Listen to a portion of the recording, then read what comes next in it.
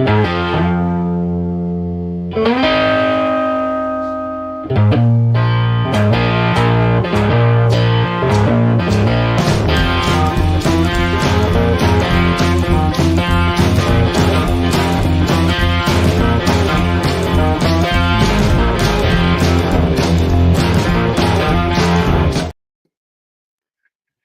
my Lord. Look who's arrived. Look who's come into the show. My gosh. He's back. TikTok, it's time to rock. He's back. And I got my shirt on and all. Look. Oh, my Lord. Found it in the boxes. Yes. Good Dug to it see out you guys. from the bottom.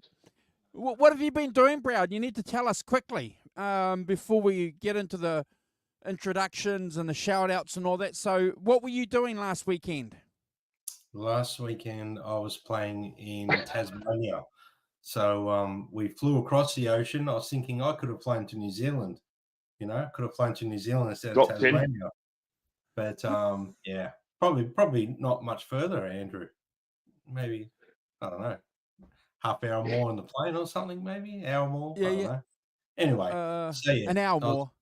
Yeah, flew over to Tasmania for 2 shows with Rewind 80s, and yeah, it was a good weekend. We flew out early Saturday morning and flew back Monday morning. Up at 4 a.m. and both days, and yeah, tiring weekend, but done. Thank you very much. It was good fun. Yeah, done and dusted. Done and dusted. I'm sorry I couldn't make last week, gentlemen, but yeah, unfortunately the flights and the gigs, and we played Sunday night in so we played Launceston on the Saturday night and Hobart on the Sunday night. Launceston, eh? Known here as Launceston. There's a town on the way to Cornwall. It's about which is called Launceston, but the locals call it Launceston. Yeah, I've been up Launceston. Thank you, bro, for coming back. That's the most important thing. And arriving safely, because I've heard about those. I've heard about what those Tasmanians do to mainland Australians. So the fact that I invite people, if you haven't already, to go and follow Brad at Brad Cook Music, and you'll find his Rewind Tribute 80s Band Instagram account and social media accounts over there, because they're obviously busy posting stuff about what you guys are doing. So I invite you to go and follow Brad over there and see what they're doing over there, bro.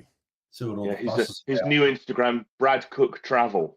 Yeah, well, I was just thinking about it the other day. I could make one of those Instagram pages where it's all about the traveling and the snaps and the look at me, I'm here. There also used to be a travel company in the UK called Thomas Cook as well, right? So there used to be one here in Australia called Thomas Cook. Well. Yeah, same company.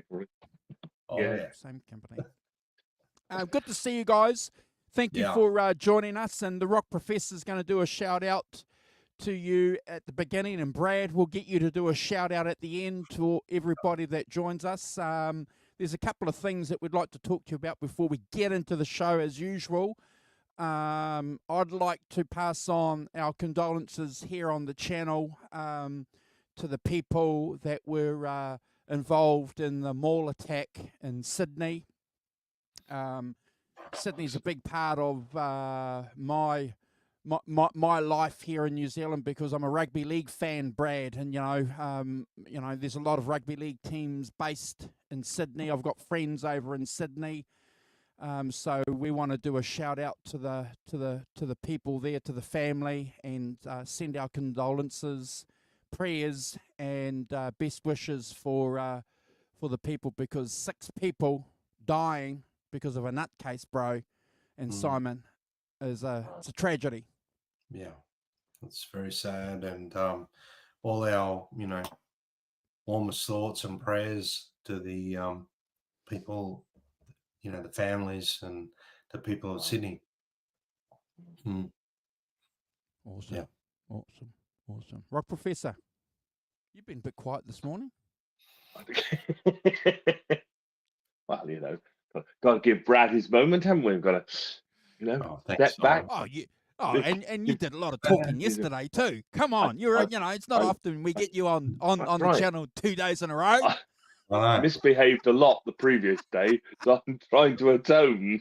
I was just about to say, Simon, you must be feeling it after doing 2 shows. I mean, Andrew's an old hat at it. He just does it all the time, but, Well, it'd be fine if I didn't have to start at 1 a.m. and go on to 3:30. So it's I didn't. Well, no, it's fine. It's not poor at all. It's absolutely fine because I chose to do it. 1 and 2. I got yesterday. I went shopping yesterday, did a couple of other things, and then I had a good night's sleep last night because remember it's the next day today. So I slept well last night. But yeah, fine. It's a. I wouldn't have done it if I didn't want to, but it was a good show as well. With Pete, who was introduced to us with Bob and Curtis. So it was a good show. Yeah, he's very interesting, and we'll get him on the show. He's Mike Campbell in a Tom Petty and the Heartbreakers tribute band. Had some interesting stories, but I think there's a lot more there that Andrew's going to get him on, so we can talk about that, which would be really good. So, yeah, that'd be so awesome. I guess you and he have some similar experiences with being somebody in a tribute band. The stories you can tell. Yeah, well, is it? I mean, what was he saying? He had about 8 guitars to do because Mike Campbell plays different things on different guitars on different numbers, and it's just double necks and all sorts of things going on. Oh, yeah, wow. Amazing. Yeah, they pride themselves, Brad, in giving an authentic reproduction of the songs. That kind of tribute band, not necessarily looking like Mike Campbell, but musically they want to do as best as they can, and you always appreciate those bands too, don't you? Because that's what a lot of fans want. They want to hear, that authenticity. So yeah, we'll get them on. We'll get them on a day that's going to suit the 3 of us, and we can nerd out because he's a guitar geek, guitar builder. Yeah. Pickup builder. Yeah. Yes. Yep. No, well, I was just about to say before, it's for my tribute band, the Guns N' Roses one, Appetite for Destruction. I'm blessed that Slash pretty much plays a Les Paul all night because I just take one Les Paul to play and one backup. That's it. Yeah. You're right. Yeah, no, yes, completely. Yeah, see, you living life on Easy Street, just a Marshall and a Les Paul. I'll tell you what, though, gentlemen, I did a gig on at Launceston. We were third last song. I think we're on our third last song before the end of the gig, and second last song really, and then you consider the last one the encore. And I'm playing my BC Rich, which has got a floating bridge. Oh, in the middle of dear. Dreams, Van Halen Dreams. I get to the solo. I start the solo right towards the end of the main solo. High E string breaks, right? And on a floating bridge, as soon as you break any string, it just throws it out of tune, the whole guitar. The whole guitar was out of tune, and I had to basically stop. And the last outro solo I couldn't play because the E string was gone. And the majority of it is on the high E string, and I felt terrible. I felt overwhelmed with, disgust for myself, right, to not be able to finish the song. And then the last 2 songs I couldn't play because I didn't have enough time to change the string because I didn't have a backup guitar because it was a flying gig. No. Oh. Take one guitar. And so I learned a valuable lesson. Classic mistake. So yeah, I the think classic mistake. You always need a backup to a floating bridge guitar, don't you? You just do. I think I'm going to invest in one of those blockers so you can only pull down on the bar. You can't pull up, so it doesn't float. So if you break the string, at least you can finish on 5 strings or whatever. But anyway, what a horrific experience that was. then straight after the gig, I was kicking myself. I'm changing strings. I'm like, you bastard. I wanted to play the damn thing to the other end of the theater, the guitar. But anyway, it was a horrible experience. I've heard the same experience. Rabir Massad, no lesser guitar player than Rabir Massad, did the same thing. He was playing a gig with only one guitar and he said, "Never again, never again. Or I'm going to make the mistake of only having one guitar with a floating bridge. It's just not going to." Unfortunately, the flying gigs, Simon, it's too expensive to take two. So you got to really take two in one case. Mm, two guitars in one case where you get two guitars in. More the weight factor, I think that they go on. They weigh them, do they? Anyway, it is what it is. I got through it, and then the next night when I was playing Dreams, I was let's just say I was crapping in my boots a little bit in that last part of the solo, and I finally got to finish that song on that weekend because that's a mountain to climb, that song. Anyway, wow, so got to it. Bad luck. Well, at least it was right near the end, so you didn't. But that's right. Imagine with the second song in, you'd have been scuppered then, wouldn't you? Well, yeah. Anyway, that's a fun little story. Thought I'd share. That's why when I for years, for about 15 years, I only had one guitar, and my old Fender Strat, which is why it has Spurzl locking tuners on it. Yeah. Because I thought if I break a string, at least it's I can change it in less than a minute. Whereas if you've got to start fiddling about, with the slot and do out, measure it, turn it around. Forget that. I ain't got time for that. Just ram it, tune it up, you're away again. Yes. Yeah. Anyway. Bad luck. Yeah. Fun and games until someone breaks a string. Yeah. There's lots of there's that great Stevie Ray Vaughan, isn't it? Changed his guitar while he's broke this string. There's BB King who changes the string while he's still playing. There's all this stuff. Not on a floating bridge though, Brad. Don't worry. No, look, I've changed strings on a Les Paul in under a minute. You know what I mean? Side of stage, quickly run off, got the strings out, just put it on, wound it on, tuned it, off you go, done. Yeah. But a bit different with a bridge. Anyway, bit of a shout out to Slash while we're talking about Guns N' Roses and whatever. With his wonderful release of "Oh Well," the Fleetwood Mac song. I think you gentlemen had a listen to it, and I just thought I'd personally like to congratulate him. That it sounds absolutely phenomenal, and I'm really eager to hear this blues record that he's punching out in May. Oh, yeah, amazing. If John said D351 said, should we play a video first? Yeah. No, we're going to play the whole song again. Yeah. Again. No, I agree with you, bro. It should be a great album. The two songs that we've heard so far, it's definitely going to be a modern classic. So we look forward to that, and we'll be ranking that as soon as we possibly can, folks. So keep an eye out for that notification when we decide and organise to get that done. Rob Professor, you've got another couple of shout-outs, I think. Got a shout out to just last week. It was Muddy Waters' birthday. He was born in 1913, so he would have been 111 this year. And that is a ripe old age. So hats off to one of the blues greats of all time. Yep. Yes. 100%. And shout out to our show last night with the boys, with the Chicago boys. Very interesting show with Pete about his pickups and about his role in as Mike Campbell in Tom Petty tribute band, and so check that out if you haven't. That was a really good 2 hours of chat with him. Very interesting.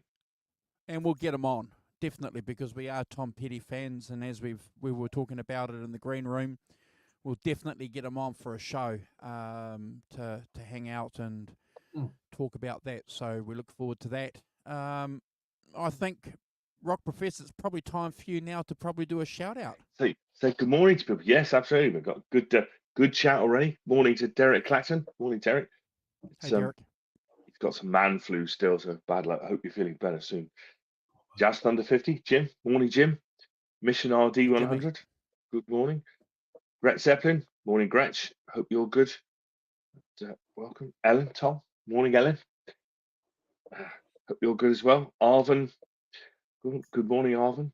Well, in evening in your world, but Crappy Luxury. Morning, Crappy.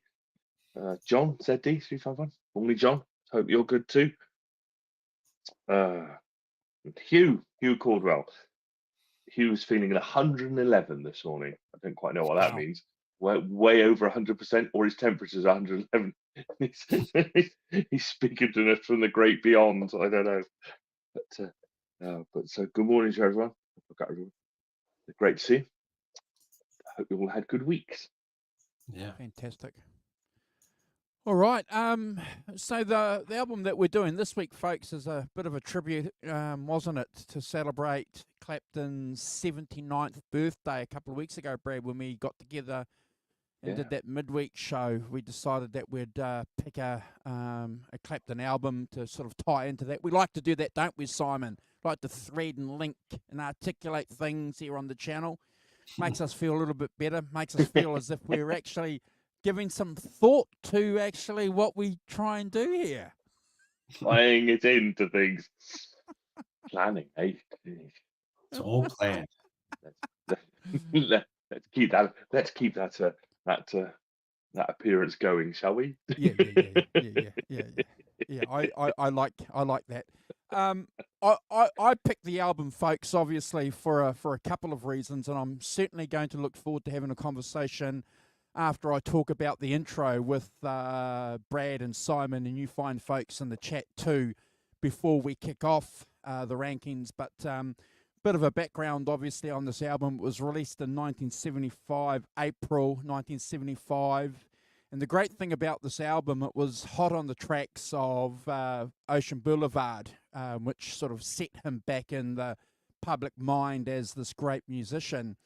And rolling off the success of that album, Brad. And one of the reasons why I think the album sounds to my ear so good, it's because it was on the back of the band touring, I think for a year, you know, when they went to Jamaica to record the album. For a lot of reasons, Eric went to Jamaica, and I didn't realise this until I did a bit of research. The location of Jamaica was picked by Tom Dowd, the producer, and Roger Forrester, Clapton's manager at the time, because they wanted to tap into the success that I Shot the Sheriff had internationally and sort of pick up that reggae vibe feel that Clapton and a lot of these English guys were discovering at that time, Brad, including Keith Richards, you know, and in Clapton's biography, he talks about the fact that he was becoming, you know, a fan of reggae music. But anyway, the location was picked by his management to tap into that. And I think that was a good thing because Clapton wanted Brad to go and do that, Simon, with his wife at the time. You know, they thought that would go there and they'd have a bit of a honeymoon, Simon, and record the album.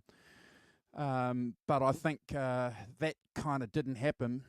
Clapton does talk about one interesting point in his biography that he remembers from these sessions was the amount of marijuana that people were smoking at the time, the ganja and the smoke. And he said that you couldn't see in the control room, Simon, because it was just full of smoke. So when in Rome, do as the Romans, Brad.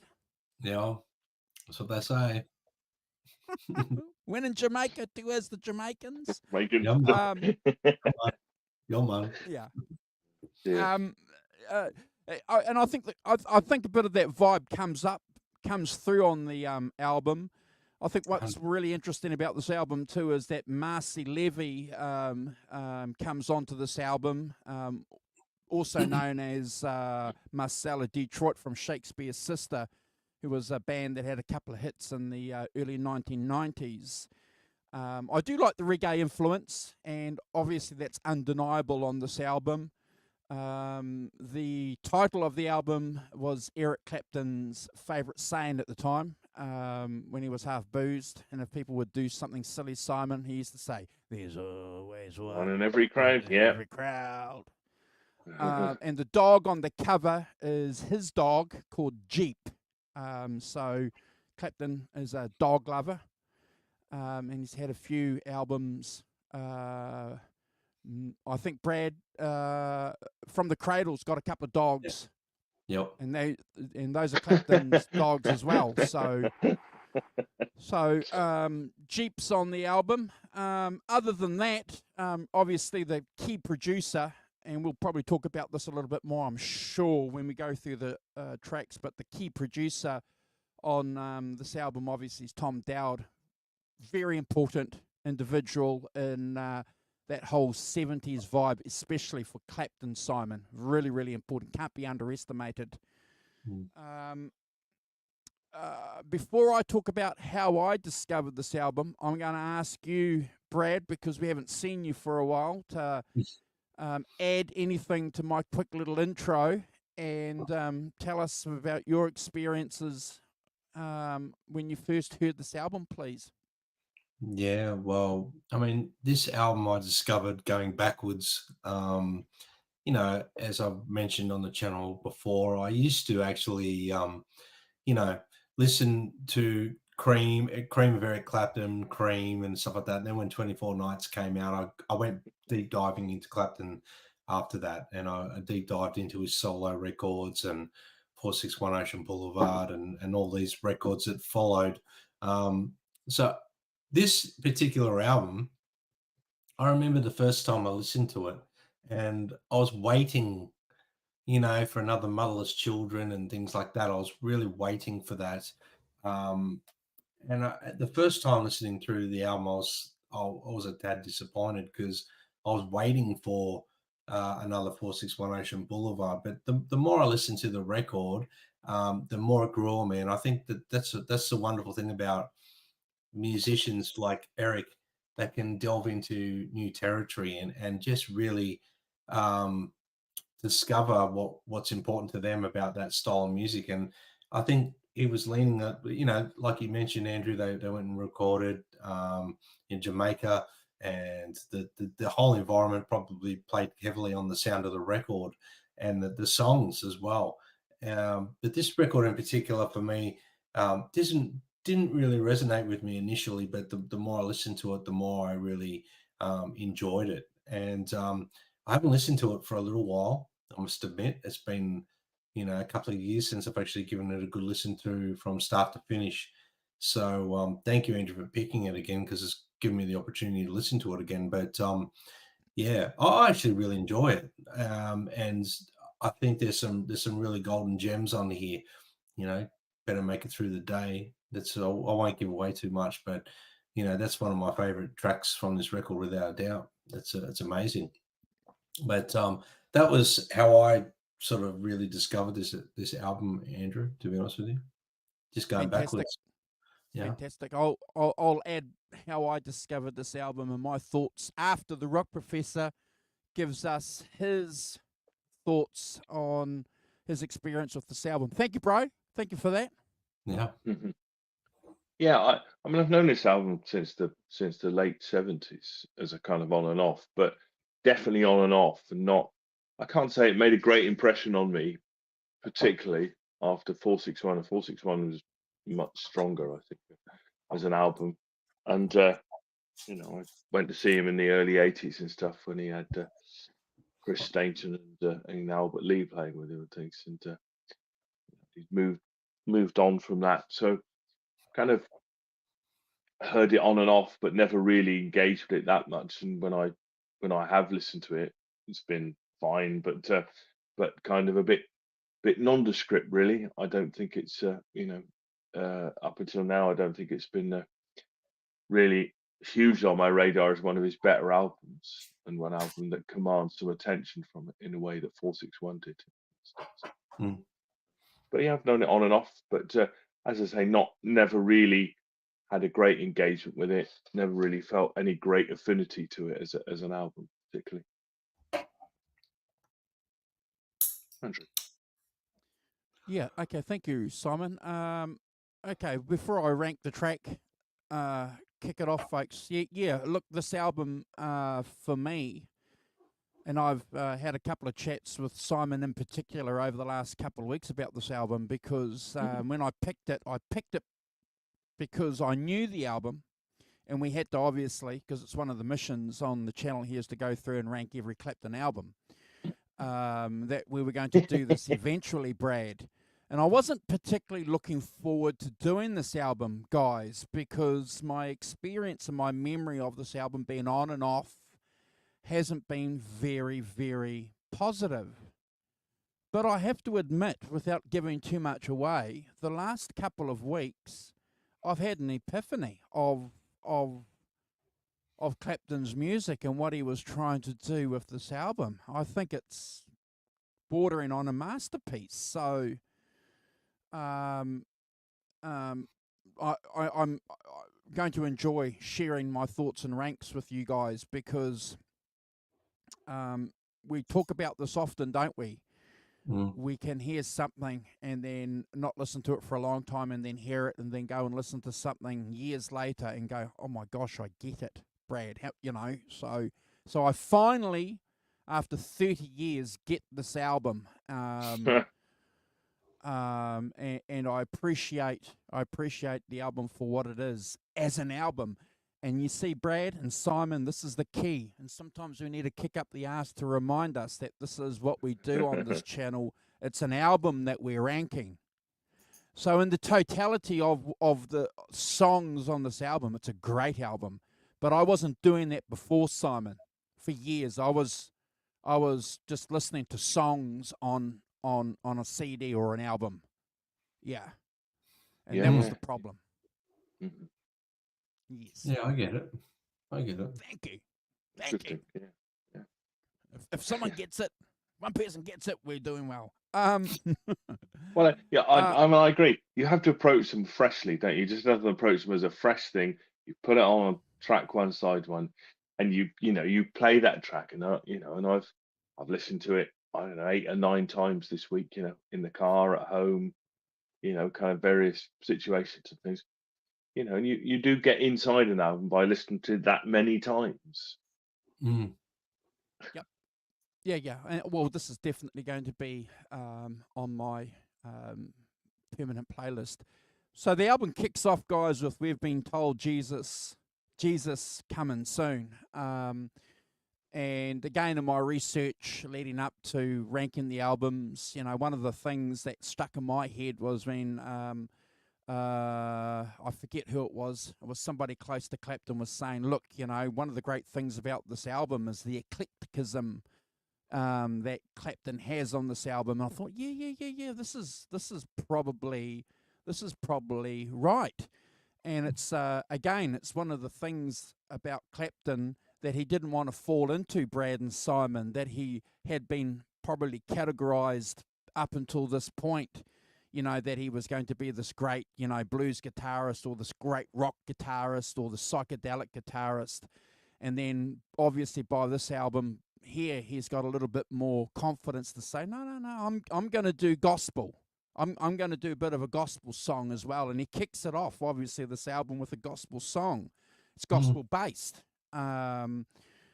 There's not a lot of Clapton songs that start off with the gospel-based songs, and I would say probably not a lot of songs around 1975 as the first track on an album, Simon, that would start off with with a gospel-themed track.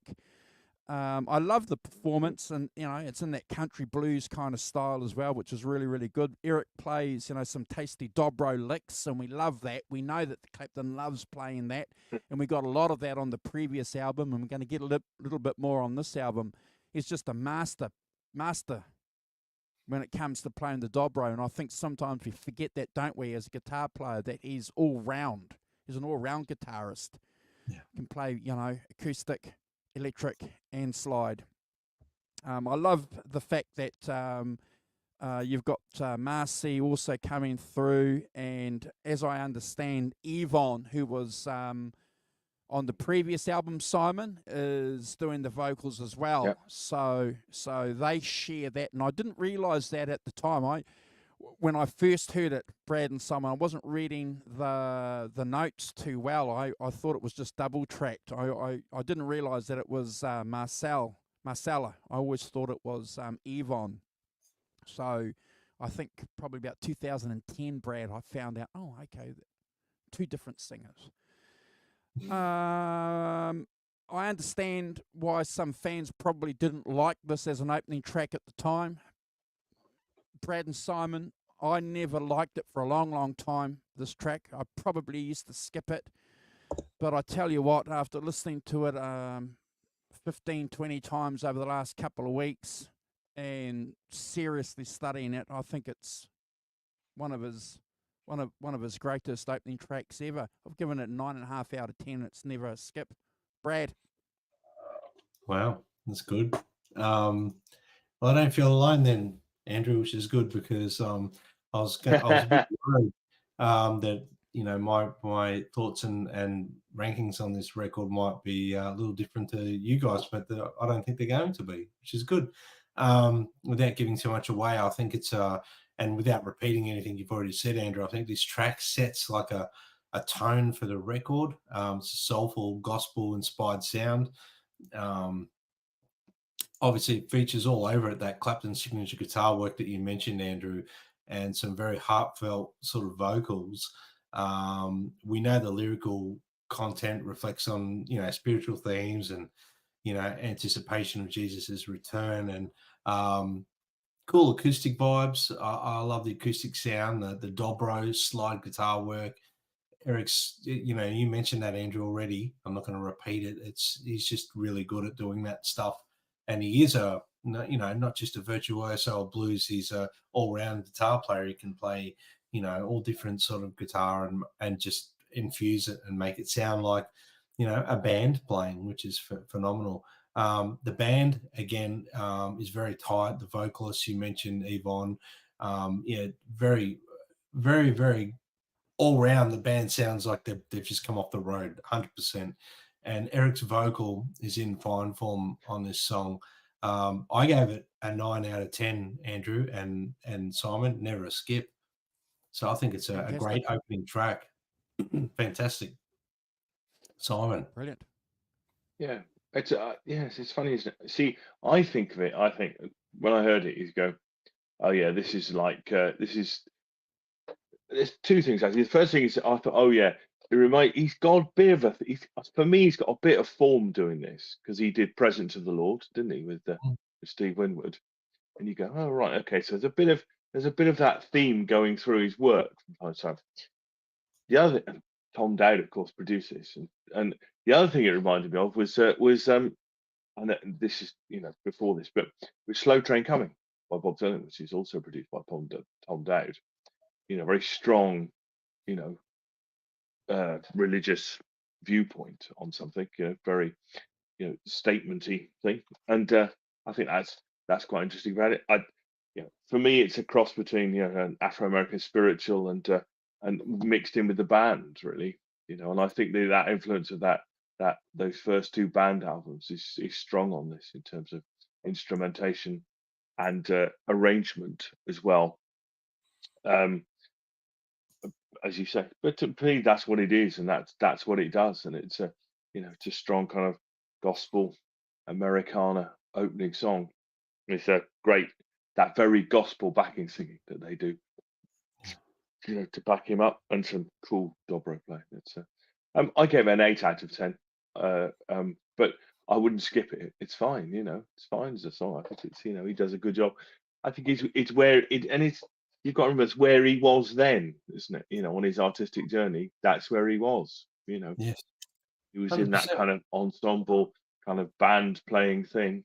The band still had that big influence on him, I think. So I'd give it an 8 to start with. Jim's only given it a 6. Derek an 8, and I saw Ellen's ranking here. Alan's given it an 8.5. Yeah, look, well, obviously we've got lots more comments to add, folks, to these songs. The second song is a traditional song and arranged by Clapton himself, obviously with a bit of help from Tom. I'm sure. Swing Low, Sweet Chariot, and if you're a rugby fan, you'll probably know that this is the song that the English supporters sing every time the All Blacks are beating the English. So we sing it whenever anybody's beating us. Whenever. Oh, okay, all right. Oh no, when we're winning, when they're winning. As well. Yeah. Always thought that was interesting. I'll be honest with you, Brad and Simon. 20 years ago, I would have skipped it. But what I particularly like about this song is that this is the song that is soaking up the environment of Kingston, Jamaica. This is the song that Clapton is putting himself into the groove, and you can feel it, you can hear it, Brad. I don't know about you guys. You don't need to go and have a spliff or whatever. It comes through. But it helps. Comes through. Yeah, apparently. But I do like that Jamaican style, and Clapton pulls it off really well. The slide guitar, Brad. We've got the slide guitar going on in here as well, and it rounds off, I think, a really, really good performance.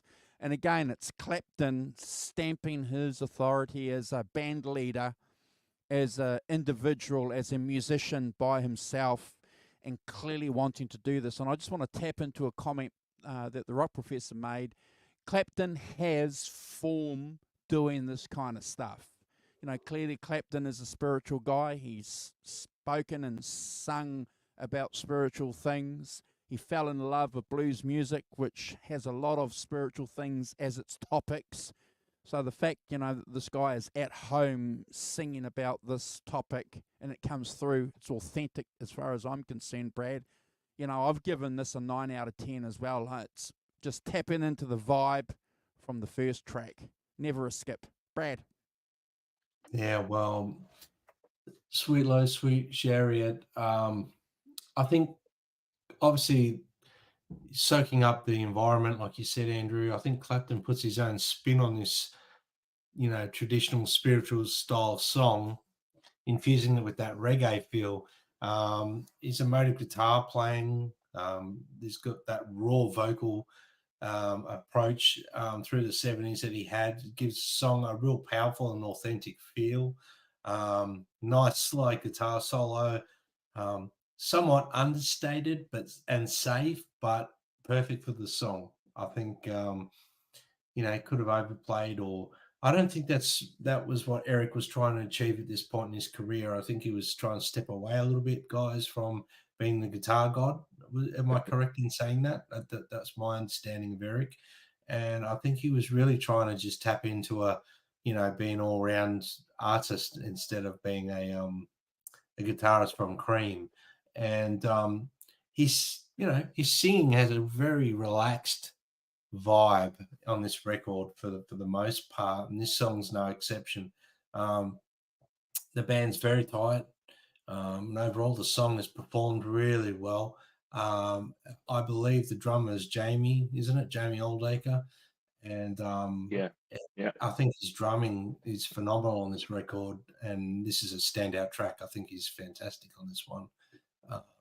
He's a master. Sorry, Andrew? He's a master on this album, Jamie. Yeah. And I think, he's one of the highlights of the record for me, the way he plays. But I gave this song an 8 out of 10 and never a skip, gentlemen. I think it's worthy of an 8.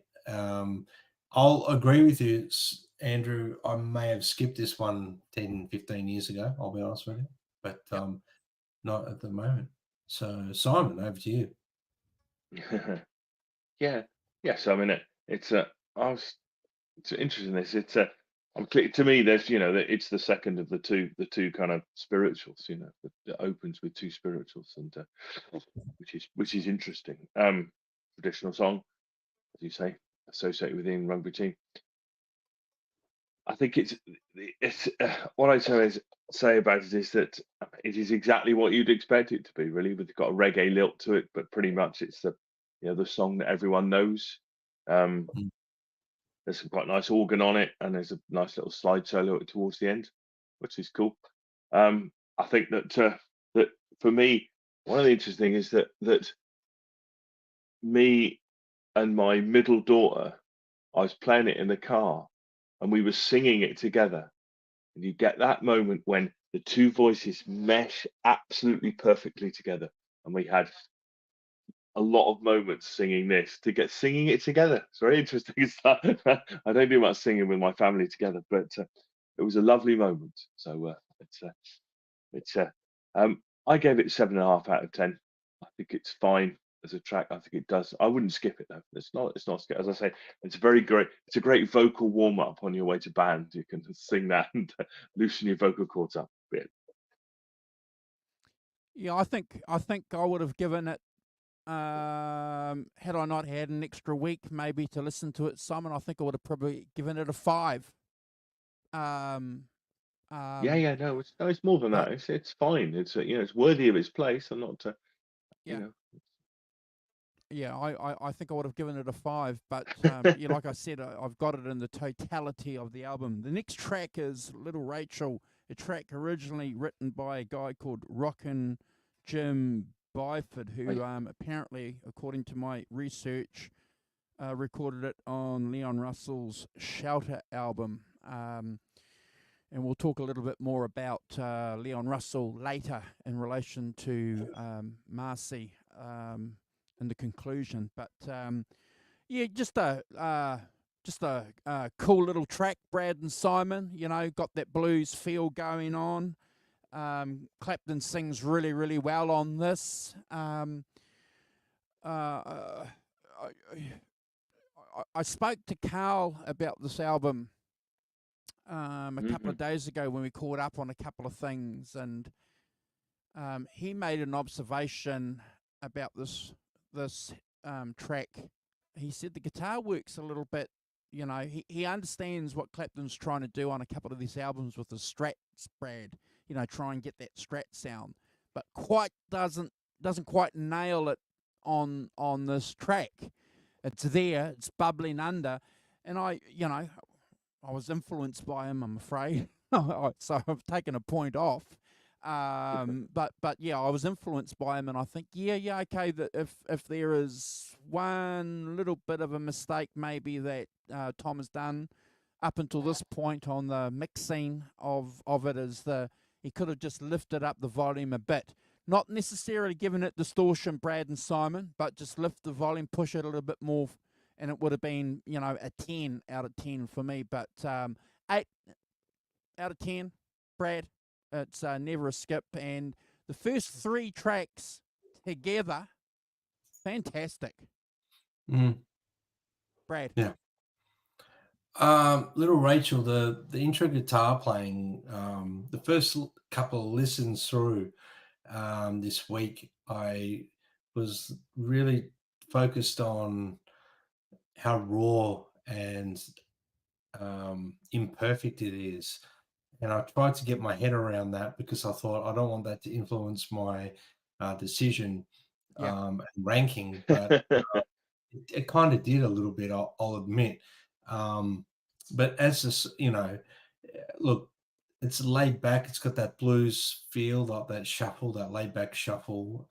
Eric's vocal is very relaxed and kicked back to the point where he sometimes sounds like he doesn't even think or sound like he's trying vocally. You know what I mean? He's got that sort of croony sort of thing going on. And a couple of times I'm like, listening, going, Eric could have chose something different vocally there. But again, we're talking about Eric Clapton and his decision to record the way he did and leave what he wanted to leave and, record how he wanted to do it. And maybe this vocal was a live take. I don't know. I'm not sure. It could have been, and they just kept it. It might have been simpler for him to just keep it.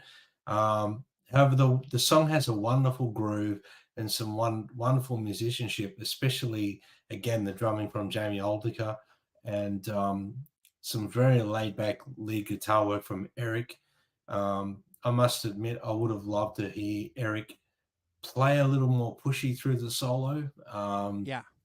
That's just a personal thing. Not saying that what Eric's done is bad. I think what he's done is he's quite competent enough, and we know that to play, Crossroads in Cream, and then on this song he just wanted to play this way, and on this record he plays this way because that's what he wanted to do. For that reason, I gave it 7.5 out of 10. I probably would have given it a little bit more if there was, a few more shiny moments guitar wise, but again, still fantastic. 7.5 is still not a bad score, guys. Still okay. Yep. So 7.5 out of 10, never a skip. Simon. Yeah, it's interesting, isn't it? That one of the things that I sort of I didn't point out, but somebody point, and it struck me that there's a kind of track for track kind of layout with 461 Ocean Boulevard. So this is you could say this is Willie and the Handjive Part 2. This is like the equivalent of Willie and the Handjive. It's got a similar kind of groove to it. It's that sort of high heel sneakers meets. The influence that I caught on this that was also the JJ Cale influence, which I think is quite strong on this, particularly this track, but other tracks as well. But that kind of as you said, Brad, it's that groove. You get into that, that Tulsa groove, and this is very much that. Again, it's not as strong as Willie and the Handjive. I mean, and I think there is a comparison between the two albums. Certainly, certainly side one of the where you're going. Yes, he did this then, and now he's doing this one, and that seems to be a part two of what he did on 41.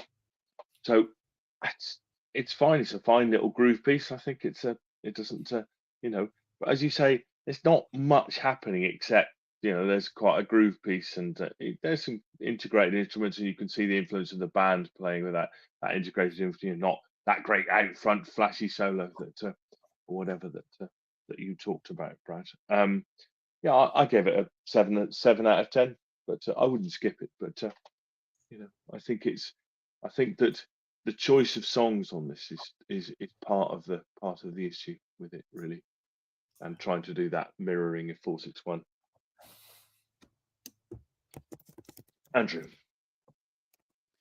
don't blame me, folks. And 1, 2, 3, 4.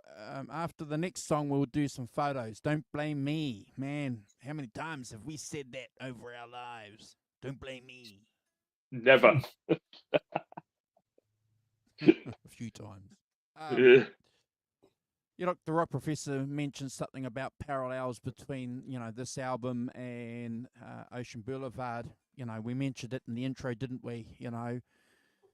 Eric toured before they recorded this album for a year, hot on the success of I Shot the Sheriff, and this is their interpretation or version of I Shot Sheriff for this album, Brad. Written by Clapton and George Terry, the guitar player.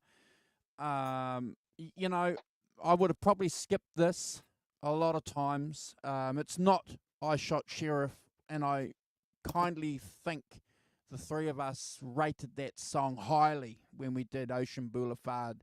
We thought it was a fantastic version. Clapton was probably one of the initial influences of bringing reggae to mainstream British audiences, Simon, with that song.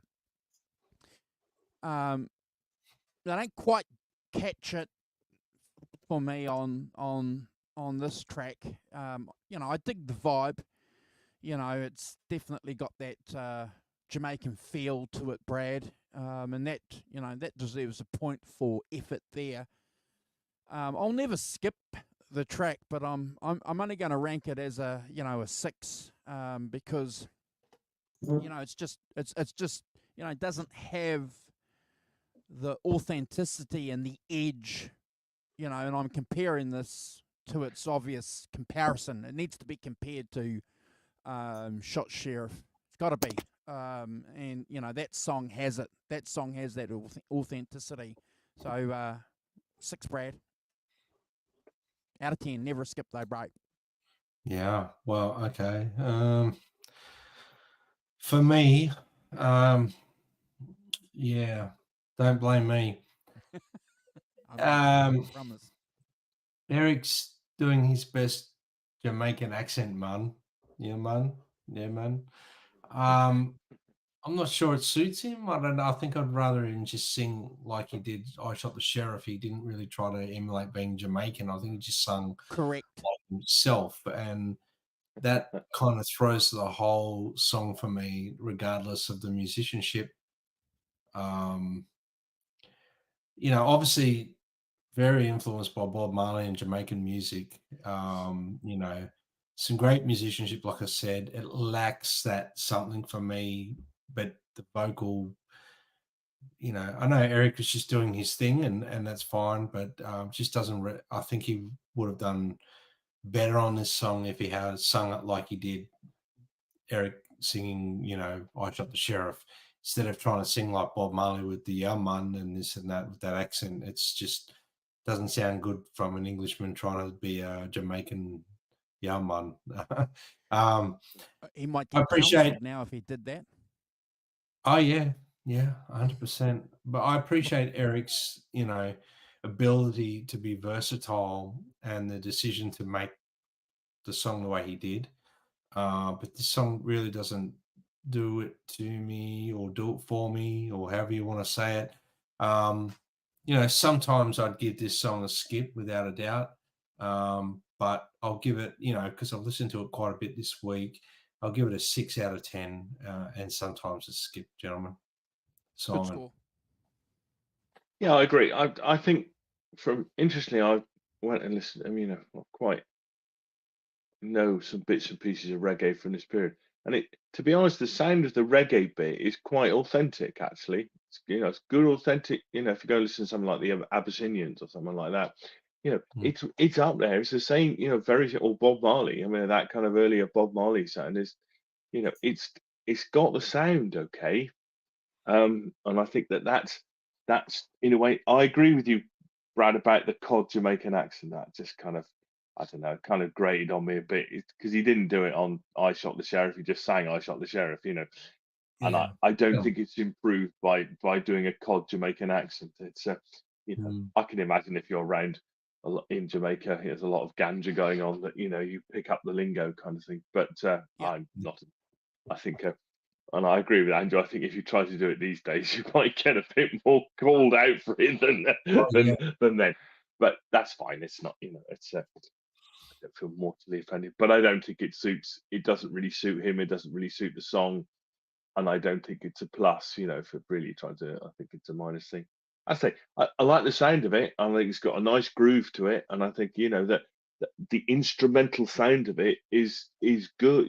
Is quite pretty authentic actually for that, for those reggae tunes from that era. But I too only gave it a 6. I couldn't really get past the singing and stuff. And as you say, it just isn't as strong as I Shot the Sheriff, is it? I Shot the Sheriff is a great song, and he does a great version of it. And this is not a great song, really. And you can't. He hasn't, and he's not in a place where he's going to drag a song to greatness by doing a really fiery solo or do something, out of the ordinary. But out of it really. I don't skip it because I like the sound of it. I like the sound of the groove on it and stuff. But yeah, it is only a 6 out of 10 for me. Andrew. Thank you, Simon. Thank you, Brad. I'm glad that you guys picked up on the accent part because when you go first, you got to make sure that you got to give something to the guys following. Absolutely. But yeah, I'm glad you guys picked up on that because, and I'm not going to do any concluding, but I'm just, I just want to resonate with what you guys have said about the accent. Yeah, it's, it's not, it's not up there. Not crazy. Oh, no. Yeah, and I won't say anything because you got. Basically, it's unnecessary, isn't it? He's already proved that it's unnecessary. Yeah. By doing I Shot the Sheriff not in a cod Jamaican accent, having a massive hit with it, and it being a really great version of it. Well, Don't do it then, Eric. well, a cultural anthropologist might say he was doing, field work, and he was enculturated into the culture around him. They might. He was being respectful and talking like the people around him. So. Well, I think there is an. All right, I'll go with it. I think there is an argument for, especially if you're a musician, you have an ear for things. You might easily have an ear for language. Yeah. If you've got an ear for language, you'll pick up. If you're around a lot of people who've got a local accent, you will pick it up and start mimicking it. Absolutely. So I accept that. That's one of the things. He's a great musician with a great ear. Yep. And I accept that could easily be the case. He just picked it up and started doing it. Yeah. Yes. I'm not trying to suggest there's anything disrespectful in it. It just odd to me. No, and we'll talk about that, a little bit more in the conclusion, because there's another British guy who did something similar. He's a guitar player as well. So, but we won't talk about that now. Okay, so I've got to be careful on this next track because the sky is crying. I was thinking more of a bass player who was doing it, but. Oh, okay. Oh well. So the Rock Professor's got another concluding point to make for you guys. So hang around for the end of the show. One of the great things that we know about these British guys, Brad, is that they love Elmore James, don't they? Jeremy Spencer, Fleetwood Mac, Peter Green, Brian Jones, Eric Clapton loves, Elmore James. He's, how many versions or songs has he done over the years, of Elmore James? And this is one version of it. I love the organ on this track, Simon. The organ is pretty good. The keyboards back up, some nice slide work. There's some emotive vocals going on. But I tried for years. I've tried for 40 years, Brad, to like this song. I've tried for 40 years, bro. Clapton can do some slow blues, and he does it for me. And, I've spoken to a lot of people over the years who absolutely adore this song, Simon and Brad. They think that this is a great interpretation of Clapton performing a great blues classic. And I get that, if it does that for you. But boy, the song is boring for me. It meanders along. It's just, it goes nowhere. And it's unusual for a blues song, because a blues song always, it should go somewhere, but it doesn't go anywhere for me. I've heard, to be fair though, Simon, I've heard live versions of this on, oh, yeah. You're reading my notes. All right, I'm sorry, bro. I've heard live versions of this, and the live versions are just phenomenal. Around this 74, 75 period, just fantastic, and the guitars turned up loud. But on this album, oh gosh, I find myself, I could probably skip it sometimes. 5 out of 10, Brad. Ooh. It's controversial. I'm going to try and bring a tiny bit of credibility back to the channel. Sorry, Eric. We don't mean to pick on you, Eric. We know you want to do things your way. I just seen, before I did my ranking, I just saw Hugh put up a comment saying, I'm assuming love SRV playing this song, but not Eric. 6 out of 10. 100% agree. I think Stevie Ray owns this song, and it's hard to listen to this version when you listen after you've grown up listening to Stevie Ray Vaughan's version of it, and then you go backwards into Clapton's career and hear this. It's very hard. Very hard. Clapton pays homage to the blues legend Elmore James, I put, with his rendition of Skies Crying. His emotive vocals, the way he sings, kind of sounds like he's kind of lazy with it vocally. It's not really giving it. Well, yeah, the sky's gray, like it's just not really like giving, that sort of body and balls to it.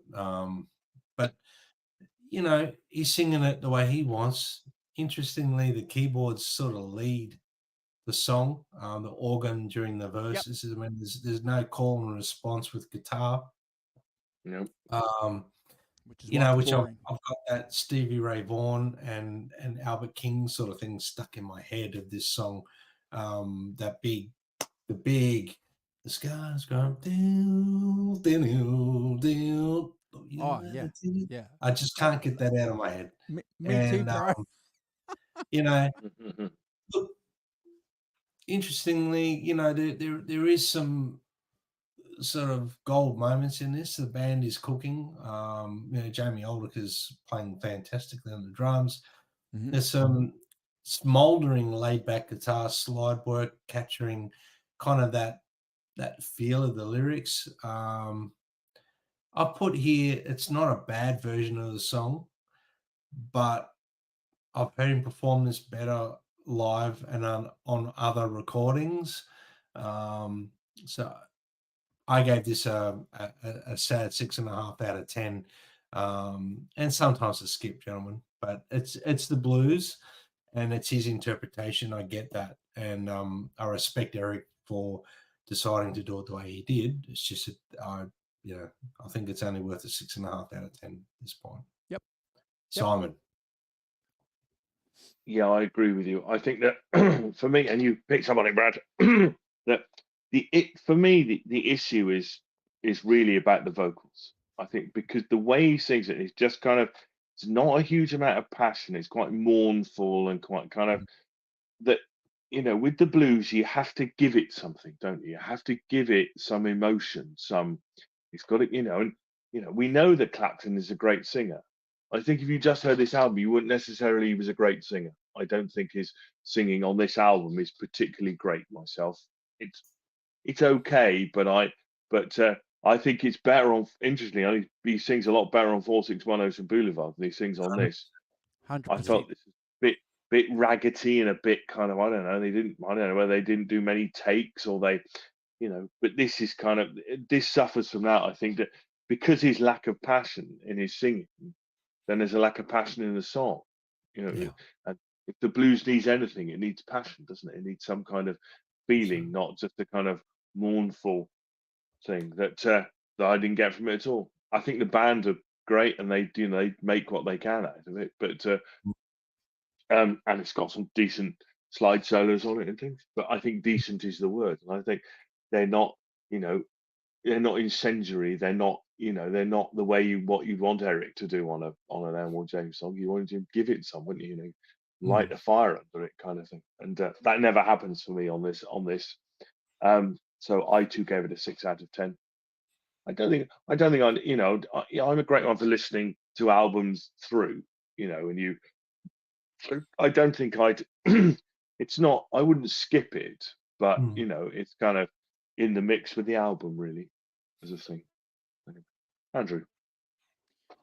Awesome. I'm just looking at the scores here. Thank you guys for the rankings. I'm hoisting them up. Jim's given it 8 out of 10. Ellen likes it. She's given the track. Yeah, she's given it 9 out of 10. You see, 9 out of 10. Laid back, so cool. Yeah. So we're wrong. We're going to put some picks up, folks. So just bear with me for a second. So the picks are from the 74, 75 era of this album.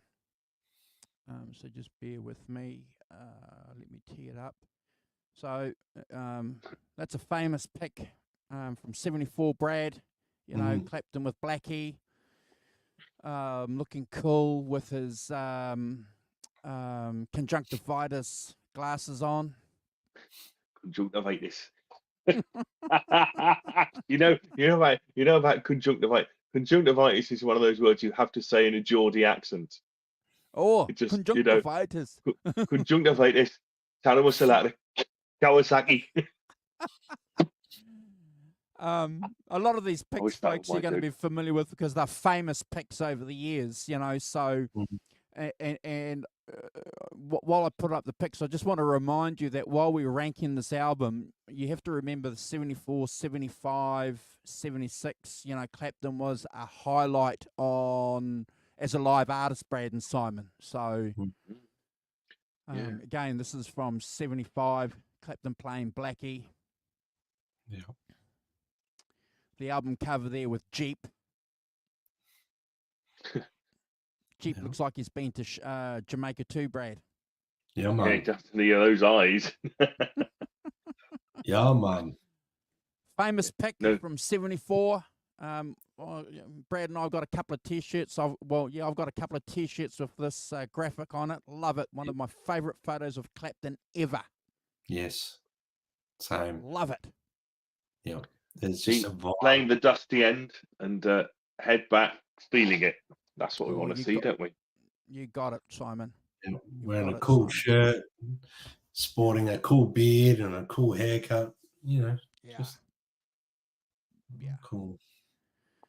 So that's Clapton, late 75. Mhm. He got his drink down there by his foot there, Brad. You know.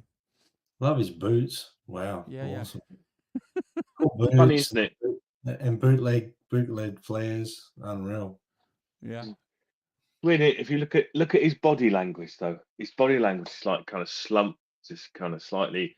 His arms That- are down. There's He's not bruised. there's not an energetic vibe there, is there? Really, it's a kind of That's how his it's like vocal comes across, Simon. well, yeah, Yeah. well, that's kind of the association I'm making is that from that picture, that body language in that picture, Mhm. you could make a reasonable stab at where Eric's mental state is and where he is and where his artistic state is really. Mm. Well, It's So a cool famous pic. pics from Stanford University. So that's Yvonne with the hat, Clapton looking athletic with the denim shirt, Brad. Woo! Mm. You know, it's looking pretty cut there. And that's Marcella there, who's the vocalist, main vocalist, Mhm. female vocalist on this track. Looking pretty hot. Mhm. Another pick there. Now he's got I think his wife's footwear on, Brad. I was just thinking that as well. What footwear is that, Eric? Like sort of weird Is toeless yeah. clogs. I do Shouldn't like be how allowed. I do like in that era how they used to like instead of buying a new pair of jeans, they just patch them up. So Yep. put those iron-on patches on, you know. Yeah, you got Yes. it. Come on. That's George Terry there in the red, the guitar player on this album and his main guitarist during that period. And the girl there with the maracas is Yvonne. Yeah. So this Carlos. is Clapton and Santana. Santana toured with Clapton in 75 to promote this album, Brad and Simon. So, yeah, that would have been great to see those guys jam together, eh? Carlos, Yeah. yeah. Good old Carlos. You know, Giving it some. Yeah. he's just looks like he's chewing on a bit of tobacco there, doesn't he? You got it, bro. He's doing something. Payout. Right, So that's my 95 Fender Stratocaster that I put Beautiful. mint pickguard covers on. Sorry, pickup covers on, Brad and Simon, to match the mint green. I had to throw that in there. It's got the vibe. It's got the vibe. Self-regarding nonsense. Honestly. Yeah. It's got the There's, vibe, man. Why not? Yeah. Good work. There's Carlos there with a wah, and Yep. Clapton's got a wah too. So they don't know what song they're doing, but Jeepers, Wah-wah. yeah. Yeah, they're playing Harrison's song. Wow, wow. Yeah. Yeah. Wow. You got it. Thank you. Yes.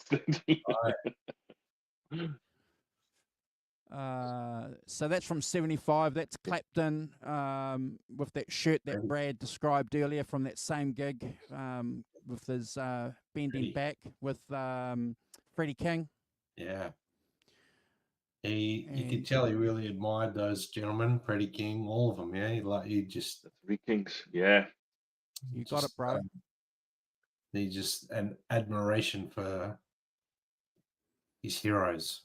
He probably still to this day can't believe, he was able to perform and record and play with his heroes.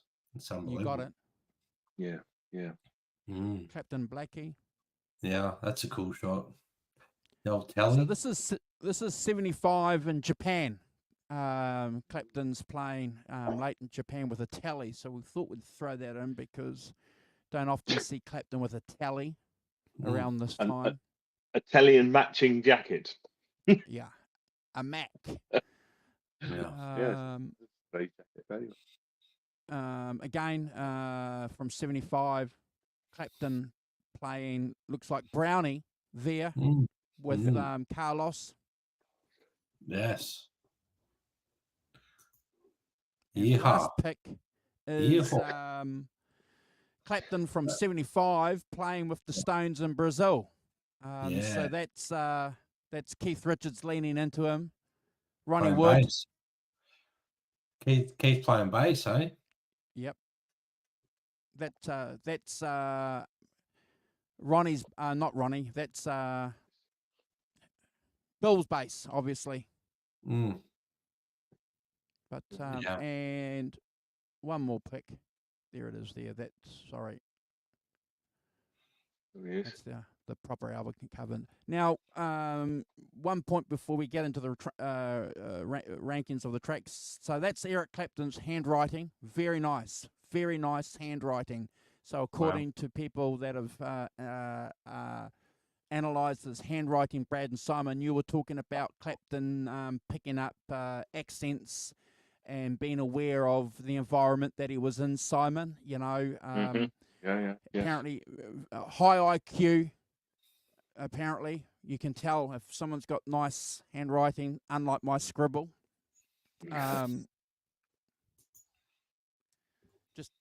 Just a little point I thought I'd throw in there. Yeah. Yeah, nice. Yeah. Apparently, calligraphy. High IQ. Great. Great pictures. That's it. Great. Awesome. Good. Excellent. All right, Singing the Blues. Written by Leon Russell, who is an interesting figure around this time. Interesting figure. He's been in and around Clapton's musical sort of development for about 5 or 6 years, Simon. Going back to Delaney and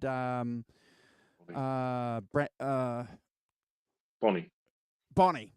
going back to 69. So really important part of his development, and good to see that he's tapping into that on this album, written by Leon Russell's wife, who I don't know anything about. Her name is what's her name? Mary McCreary.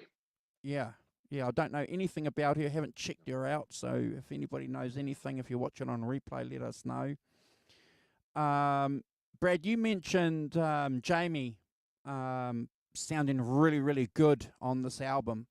We've got some funky guitar chops going on this track here, and it's followed by the rest of the band that just comes in, and there's, their bit of power there. Carl Rattle is playing bass, folks, on this album. So, Carl goes back to Clapton all the way back to the Derek and the Dominoes album, Brad and Simon. So just a fine bass player.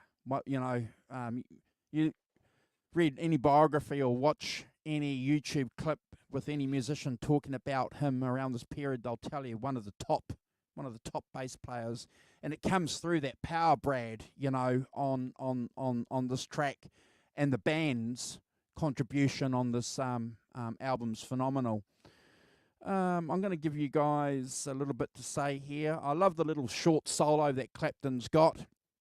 And again, all credit to Clapton, because he could have been so greedy, Simon, on this album, but he wants to, as a band leader, allow his band. He pushed Marcella to come up front, when they took this out on the road. So he's doing that with these other musicians as well. And he can do that, Brad, because it's his band, can't he?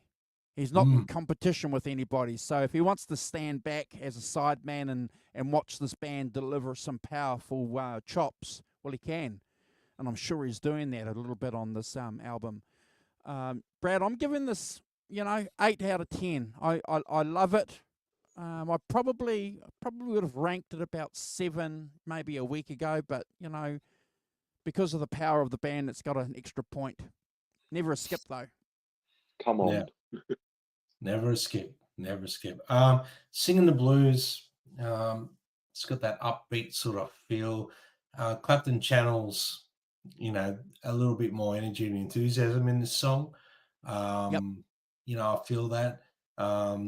There's that real lively instrumentation from the band that's captured pretty much on the whole record, but they're really sort of lively on this one.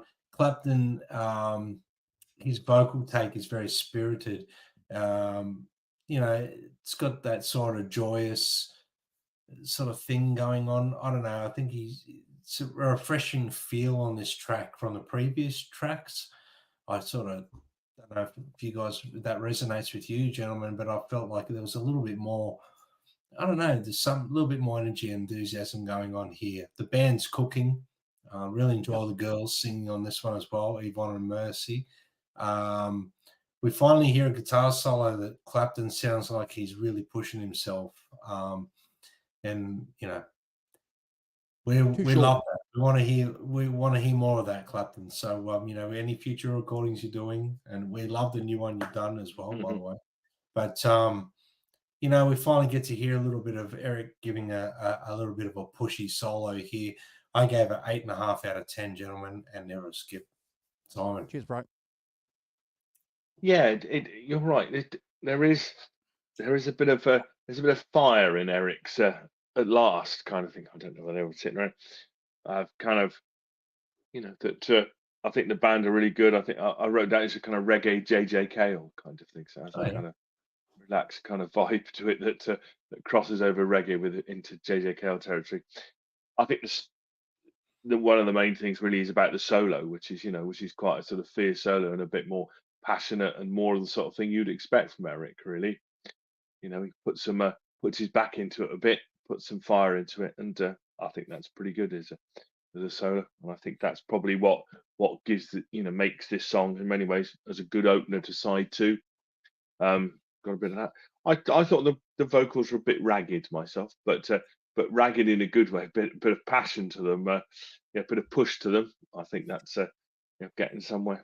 But I too gave it an 8 out of 10, and I wouldn't skip it. I think it's one of the better tracks on the album for sure, and a good opener to side 2. Yeah. Fantastic. Thank you, Simon. Thank you, Brad. And thank you, Alan. Alan's given 8.5. Hugh, 8. John ZD 3517. Never heard it. Derek's given it 9 out of 10, a crappy 7.4, and Jimmy's given it 8 out of 10. Singing the blues, some energy. Yeah. So we're all on the money. I just want to do a bit of a shout out too to Derek. We made some comments on a very good friend of ours who pops in now and again here when we're going live. A guy called Mike Brookfield. He did a hilarious video yesterday on his channel going through talking about Clapton's hairstyles over the years. And I was thinking, you know what we're going to do? We're going to do a ranking the tracks of Clapton's hairstyles. So we're going to tag in. So I'm going to have a collection of hairstyles, and I'm going to present them on a show, and we're going to give them a ranking out of. All right, do you think Mike could come on too and do it with us? We should just for a laugh. Give him an invite. Yeah, yeah, give him an invite. Yeah. But I will tell Mike though, because I speak to him. I'll say, look, we've pinched, and we'll link his video onto it too. But we've pinched the idea from you, but we're just taking a little bit further by. That's why I was saying, invite him to come on so that he can own the idea and tell us off for nicking his idea. because the guy's had what? Just look how many hairdos he had when he was in Cream, Brad. Yeah. I like the tight perm myself. I thought that was a good look. I knew you were going to say that. No, there's nothing wrong with it. Through the prism of 2024, that's a 3 hairstyle. Nobody does perms these days, honestly. Not like that. Behave. Hugh loves it too. He's giving it 10 out of 10. Yeah, 10 out of 10, you see. Yeah, Space Brew perm is a 10. So we'll plan that. We'll do that in 3 or 4 weeks' Sounds time. like a bit of fun. Yes, absolutely. Yeah, we'll have a bit of fun. Ranking Get Mike on. hairdos. Mike, if you're watching this, we'd love you to come on and rank Clapton's hairstyles. Yeah, we'll do that. Better make it through today, Brad and Simon. A Clapton number. And I got to tell you that this was one of the tracks when I heard the album when I was a young guy. It was one of the tracks that I really, really liked, Brad. I really liked this track, and it was the standout track for me on this album, Simon, for years. And when I went back after about 8 years to listening to this album, I was blown away by it. So we've listened to some really great tracks on this album on your Spotify or whatever you're listening to, and then bang, you get this, and this track is going somewhere else. And I look forward to hearing what Brad and Simon have to say about this track. It's an intimate song, and Clapton's doing that without acting, Brad. You mentioned earlier before he was acting with this voice, this Jamaican voice. The Rock Professor, you spoke there about how he was, not fizzing a little bit there when he was doing The Sky is Crying. You've mentioned, that there's some weak vocal performances. I don't see any weakness in his vocal performance on this track other than authenticity, and that's something that I love to hear, and it's something that meets your heart, Brad, and you can't sort of intellectualize it sometimes, but it's definitely a standout track.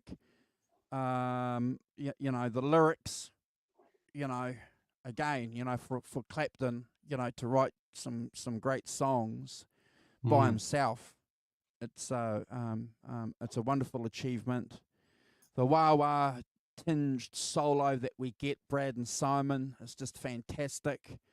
He's been a proponent of using the wah for a long, long time, and he just brings it through nicely on this track. I love the way that he's doing it. He's not doing it harshly.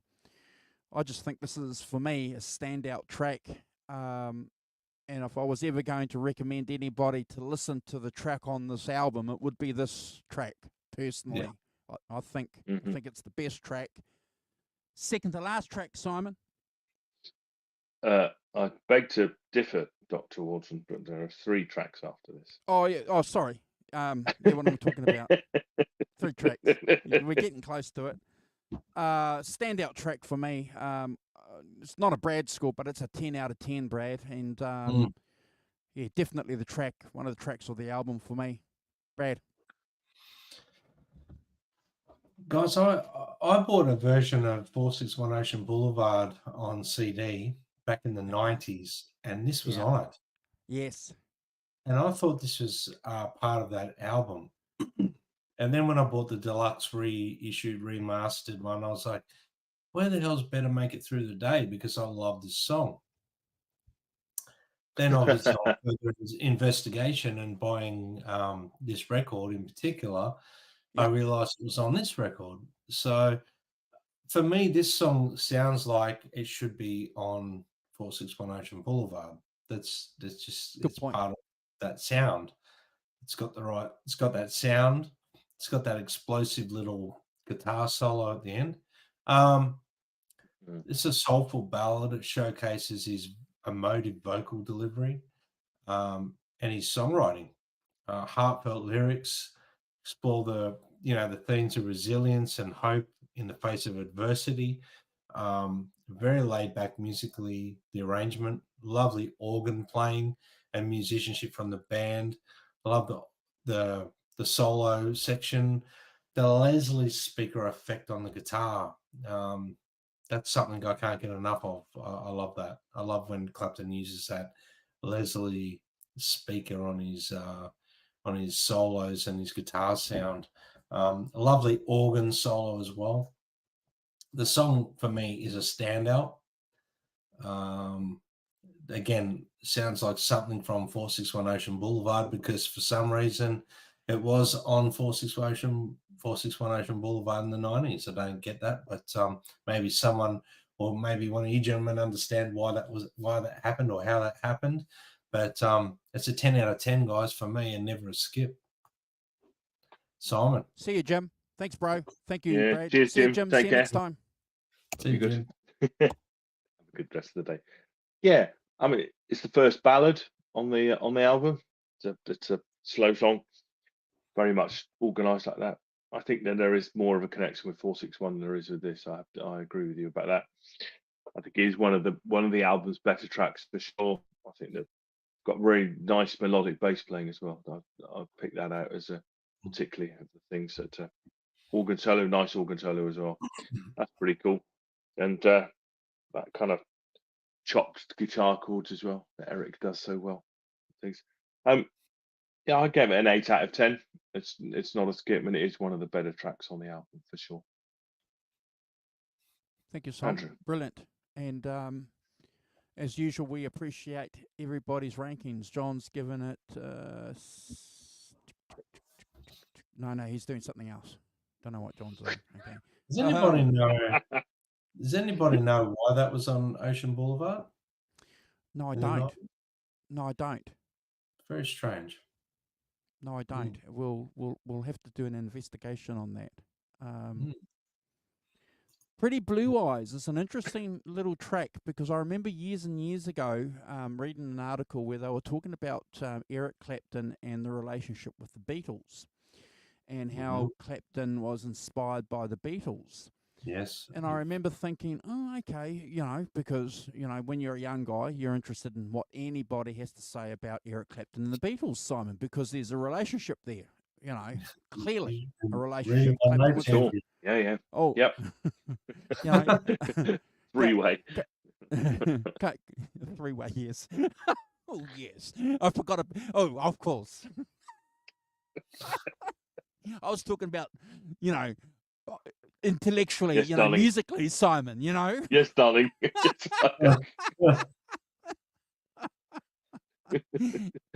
Besides the three-way interaction, there was a there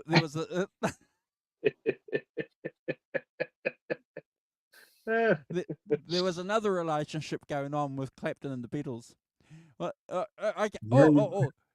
Yeah, here we go. Clapton was the first guy to be what's the word? The first guy to play with the Beatles on the moon. Before anyone else. Yeah. I forget where I read this article. I think it was in one of those English articles, and you read that. Oh, okay. See? Okay. We're all on it.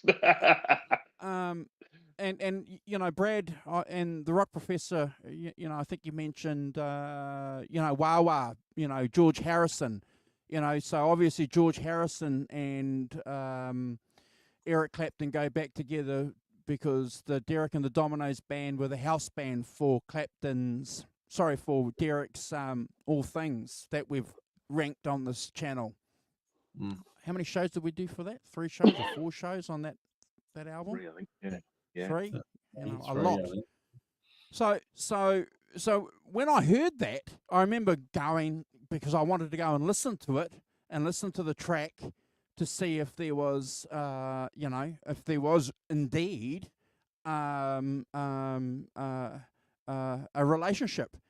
And I have to tell you, I heard it, and every time I heard this song since, I always think of the Beatles, Brad. I always think of the Beatles when I hear this track, because I read this article. And, it's not often that you read some articles, Simon, and they get it right. But they did, this particular article. I think it's a lovely, beautiful little piece of music. And, if Clapton is playing homage, to the Beatles, purposely or unconsciously, I don't know. I'd be interested to hear what you guys have to say. He's done it really well. I've given this 9.5 out of 10, Brad. Well, gentlemen, I think we're all on the same page here with this one, because for me, I showed a little bit of my notes there. I put it's this song, when the song takes off, it sounds very Beatles to me. It's laid back groove. It's got that melodic sort of guitar line. It's very relaxed. It's got a summery vibe for some reason for me. Clapton's smooth vocals are very cool. Nice hook in the song. You know what I mean? But definitely has that Beatles vibe going on there. And I think it might have been, whether it's subconsciously or consciously, you know, is in there. I think it's definitely got influence there. You know, I mean, he had a shared interest with George Harrison, a friendship with George Harrison. Yeah. And again, you mentioned it, Andrew. He did play with the Beatles, and he was one of the ones that continued to do work with them post after the Beatles, like with George. Clapton played with Lennon. They did the Dirty Mac thing around with the Rolling Stones circus. So Clapton's been a part of that whole sort of group, I guess, on the outside looking in, standing in occasionally. And I think he might have deliberately put it in there, guys, to a little bit of a nod. We all know that he really admired George Harrison's songwriting, especially in his solo career. That Concert for George is a perfect example of what I'm talking about. When Clapton and his band backed Harrison in the 90s in Japan. So it's definitely got a Beatles vibe for me. I don't mind the track at all. I really enjoyed the acoustic guitar solo as well. I gave it 9 out of 10, guys. 9 out of 10, and never a skip. I was going to say 9.5, but I did say 9 out of 10, so never a skip, guys. Yep.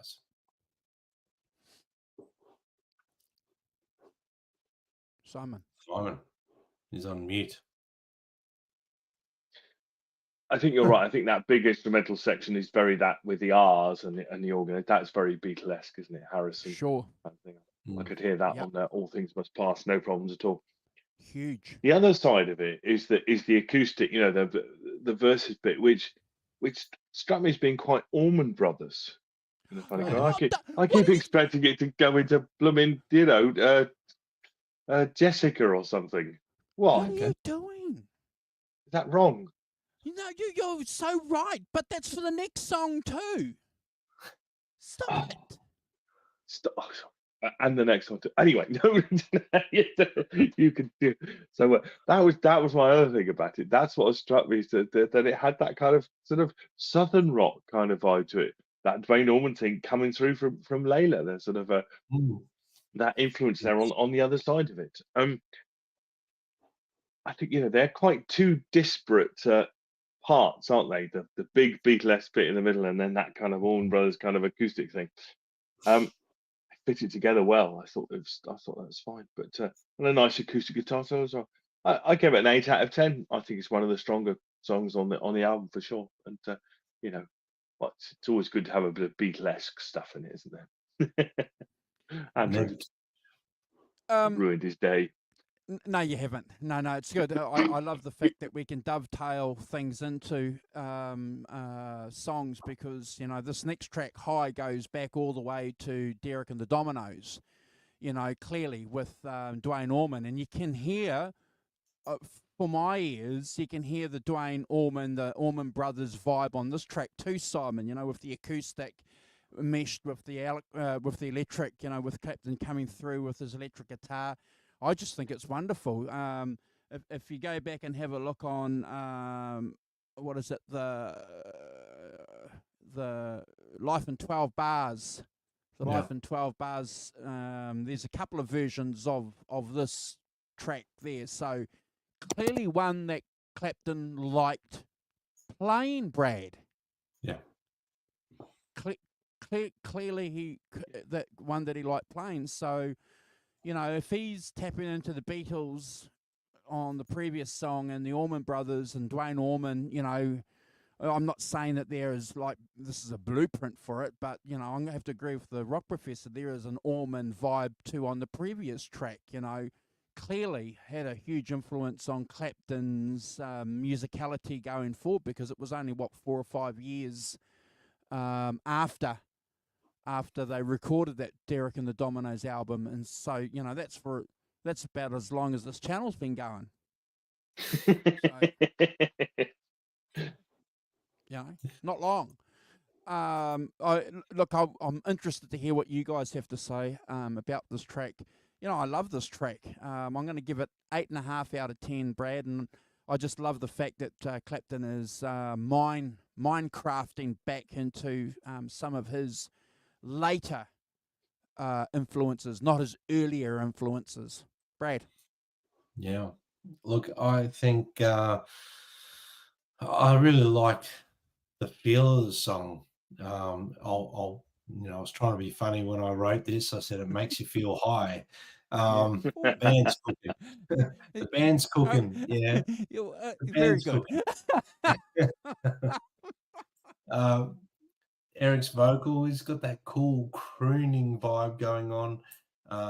The song takes a twist and a turn through the middle. Some wonderful guitar playing in the solo.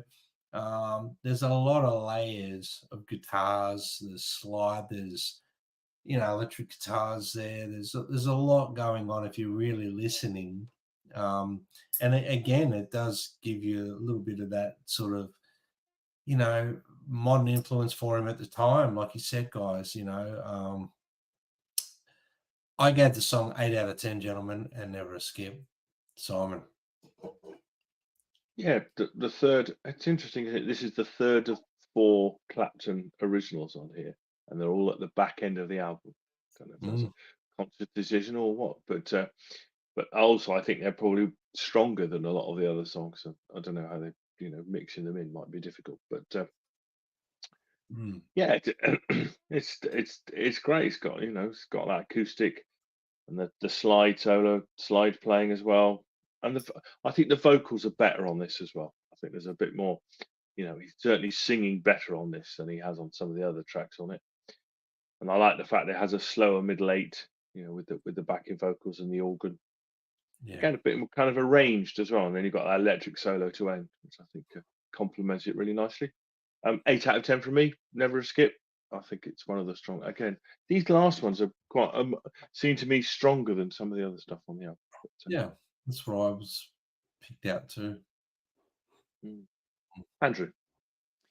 Cheers, guys. Last track, Opposites. Interesting number. One that I probably would have skipped a few years ago, but come to appreciate it.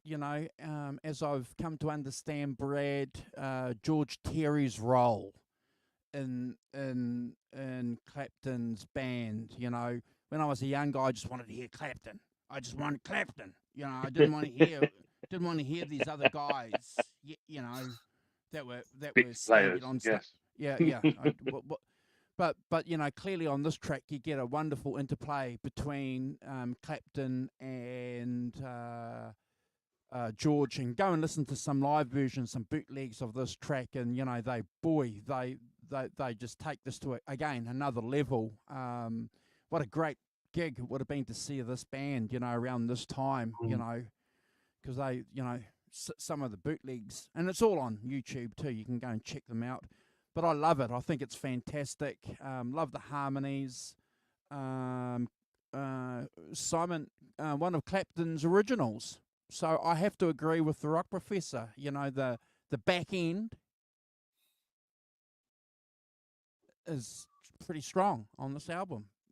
Brad, the Backdoor Man. Closing out the album, Opposites. What have we got here? Oh, 9 out of 10. 9 out of 10, bro. 9 out of 10. Beautiful. Opposites, great way to close out the album I've got here. Reflective, introspective ballad showcases Clapton's songwriting depth, I think. the lyrics and melody create like a sense of emotional resonance. There's some lovely tones going on, some simplistic stylings that I put there. I really love the effect on the electric guitar. I love the slide guitar playing. The band are tight. The keyboard solo is great. Again, it's a strong song towards the end of the album, and I've given it 8.5 out of 10, guys, and never a skip. That's cool. Yeah. Yeah. that first bit when he plays that slow kind of, arpeggios and thing, I almost thought it was going to go into Layla. It's got that kind of that rising thing that it does, doesn't it? It's very kind of, I don't know where he got it from there, but it's very kind of Layla-esque. For me, the influence of George Harrison or the Beatles is strong on this thing. It reminded me very much of kind of that, the opposites in the lyrics and stuff reminded me of Hello Goodbye, kind of lyrically. So I think that it's got quite a lush sound to it as well, which kind of again reminded me of Beatlesque. It's the word I'm going to use. Which so as you say, it just kind of works better, doesn't it? He's singing better on it. It kind of suits what he's singing about, that kind of quite melodic, laid back singing. He doesn't need to, it's not a song that you need to put some massive amount of kind of shouty passion in, like if you're doing a blues thing. It's not that. And I think that where he's singing wise, that it suits this sort of song a lot better, to be honest. And that, I think this is really, I think it's a great song to finish it off with as well. And I like the halftime for 4 bars at the end, just to show, because you can. And I'll make a shout out again to Carl Radel on bass. I think it's a really nice melodic bass playing on as well. Phenomenal. Yeah, Phenomenal. really, really cool. And the drums, Jamie Oldroyd all the way through. I think he's probably the star of the show, to be honest. But it's a band wise. Yeah. 8.5 out of 10 from me. Definitely with those Beatle influences stuff. 8.5 out of 10, but not a skip either. Go really strong finish to the album, I think. And as I say, the last 4 tracks, all being Clapton originals, seem to be kind of it's a different vibe to the first side completely. Two sides of the coin, and for me, these are probably stronger than the ones on the side one, to be honest. Yeah, great album in a totality. Certainly one that had me surprised when I listened to it in its entirety. I remember thinking, this is not what I was thinking years ago, Brad and Simon. When I heard this album, I was thinking, oh, this is, there were a couple of songs on here, okay, but other than that. So much so that I don't have this on vinyl, and this afternoon ordered one on vinyl. Because I think what Clapton is trying to do on this, Brad, is bring together his interpretation of what a blues rock and roll guitarist should be doing in 1974, 1975. He sees himself with this album and with the album behind it and where he came from as the vanguard of this movement in 1974, 75. And that's echoed back, Simon, with the sold out arenas that they were playing in, and Clapton had some bad, shocking gigs, and everybody that went to them still said it was great. You go and check out some of those some of those bootlegs, and you can hear Clapton. He's just absolutely pissed off his tree, and he's swearing at Jamie.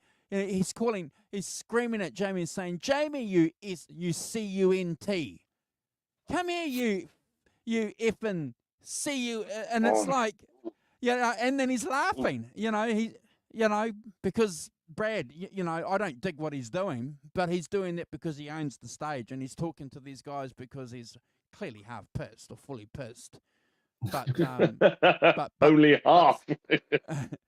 But thinks that that's something that he can do, but weak songs, Crappy is saying weak songs, overall an enjoyable album.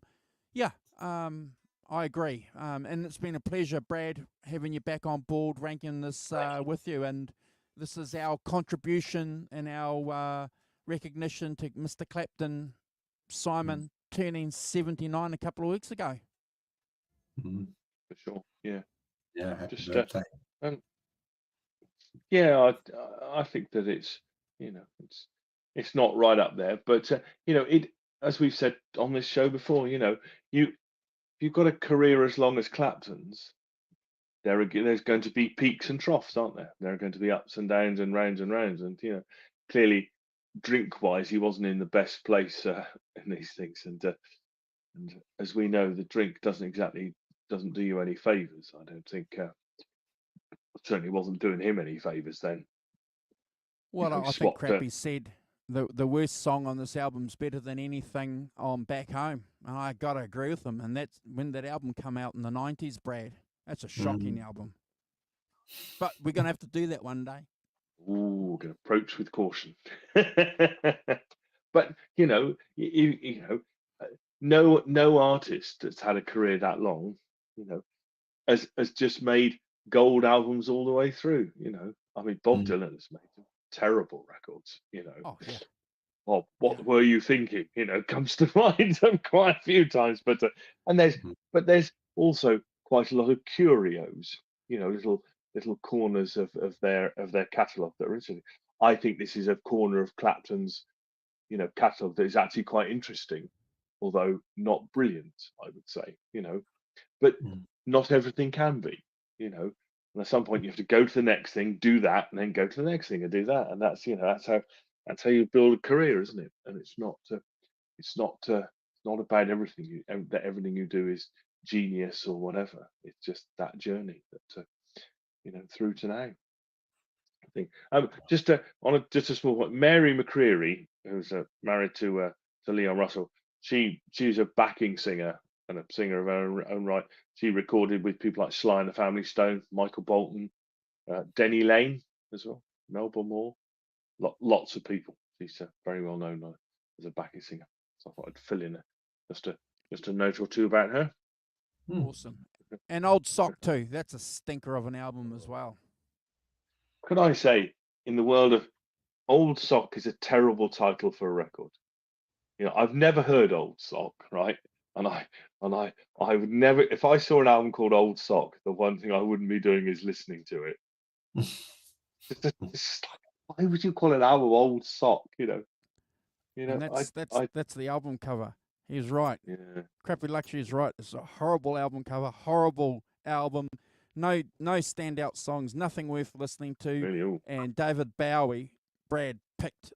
David Bowie, the great man himself, picked the title Old Sock for the album. Wow. Well, he was clearly getting one over on Eric. What was Bowie on that day? I don't know. Clearly taking the Mickey. Clearly taking the Mickey. He should have. Well, he took the Mickey, didn't he? And the Dickie. Yeah. I don't. Old Sock. I don't think I've actually given that album much of a listen at all. I'll be honest with you. Well, one day soon. One day we're going to have to approach it. One for punishment. Will we? But the interesting question is, if when you've listened to it 10 times, will you have a different view like you did with this record? Wow. Good point. Good point. Good point, Rock Professor. I don't know. I've not listened to it ever, so it's as I say, I wouldn't buy it on principle. But you know, not buying an album, not having an album in my collection is called Old Sock. It's just terrible. Wow. Yeah, one listen, never again.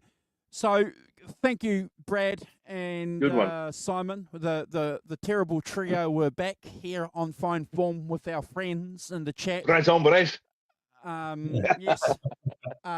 Sharing thoughts and opinions about, you know, music that matters so much to us. Good to have everyone's fine contributions. Brad has the pick for next week, so we have no idea what Brad is going to pick. So when Brad has got the pick, we call him Bradley. Drum roll. Call him Bradley. Even though it's not his name. I wasn't sure who was picking the next album. I assumed it might be me, but I haven't actually decided 100% yet. So I'll talk to you guys in the green room, and I will announce it on our socials. So it's a good opportunity to encourage you to go to Andrew's or mine or Simon's Instagram, and we'll announce it through the week, probably Monday. Australian New Zealand time. Andrew will announce it on the channel, but we will announce it on our Instagram as well. All right, cool. So get on over there and check them out. Cool. Yeah. All and right, subscribe if you haven't to our channel. Subscribe. Are we going to say goodbye to the team? Have you got the chat up, Brad? Yeah. I was just big thank you for everyone to joining us in the chat. Ellen Toll, my mother, thank you for your rankings. And again, thank you for joining us. Hugh Caldwell, Crappy Luxury, some guy that needs timing out, 50 on 50 show. We've got Mission RD100. Thank you for joining us. We have Eric Clapton. We know that's you in disguise. That's luxury, didn't I? We've got John ZD351. Another bloke who needs timing out, Simon Williams. We have got, Jazz Thunder. Jim was with us. Thank you, Jim, for joining us. It's always a pleasure having you on, and we'll get you on the show again soon. Gritch Zeppelin said that. Lots of comments here, guys. Lots and lots of comments. I think that's all I can see here in my chat. I think I've got everyone. Thank you for joining us. If I missed you, I apologize, and I'll make up for it next week. But thank you for joining us all, and thank you for your contributions in the chat and your rankings. It was really good to see. And if you're watching for the first time, please subscribe to the channel. It's great to have you on board. Awesome. Just say good morning to Jimmy Ray Hawkins and to Nick Meller as well. Yeah. Thanks for dropping by, guys. Fantastic. So Nick was the guy that I got confused with Mission last week when I said that. Right.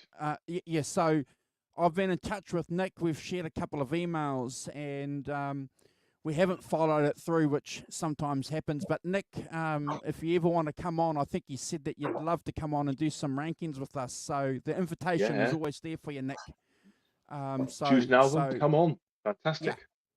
Cool. Yeah. Also, just quickly, guys, before you say thank you, I ordered my Wolves Are Coming on CD. Hey, nice. Thank you, Philip. And a nice little thank you, Brad, message on the back with a smiley face. We always love them. Thank you, Philip. It's going straight to the pool room, as we say here in Australia. Straight to the pool room. And nice. And I finally got my T-shirt. So there you go, guys. Awesome. Brilliant. Can you answer that question? What's that? It's on screen. What's that? How's Brad look the I don't know. Show? I don't know. Maybe the answer is the picture in the attic. Hey, you know what? I don't know what. Maybe it's the water I've been drinking. I don't know. Who knows? I'll tell you what it is.